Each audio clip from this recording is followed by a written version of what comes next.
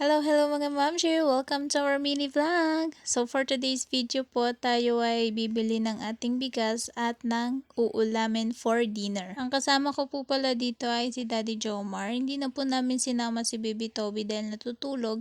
Tapos po, mafag na rin po kasi baka maabutan ng ulan. Tapos yan, si Daddy Jomar po ay masama din ng pakiramdam. Kaya yan, pagkabalot-balot niya. O diba?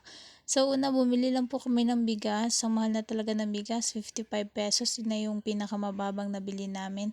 Tapos pumunta naman kami dito sa may talipapa. So yan, bibili lang tayo na itong mga slice. Di ko alam kung anong tawag dyan sa isdang yan. Basta slice tawag namin dyan. So yan, si Daddy Jomar nang pumili. Tapos ako nagbibideo lang ako. Tapos kumuha na rin pala siya ng pork chop. Basta pork. Kasi lulutuin din yan kinabukasan.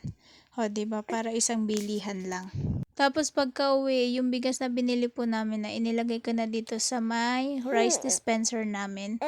So yan, narinig nyo ba ang bibi ko? Masamang pakiramdam niya ngayon. Kaya yan, nagvo-voice over ako habang natutulog siya.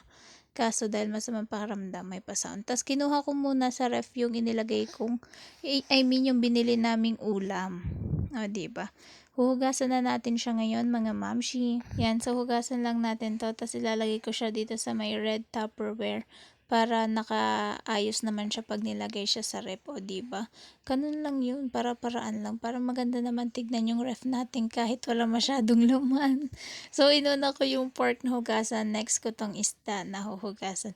Pa-comment naman po kung anong tawag dyan sa isdang yan. Hindi ko kasi alam mga mamshi. Tapos yan, nilalagay na natin siya ngayon sa ref para mamaya kukunin na lang kung magluluto. Tapos may tira pa pala akong sampayin na ihahanger. Kaya yan, hinanger ko na.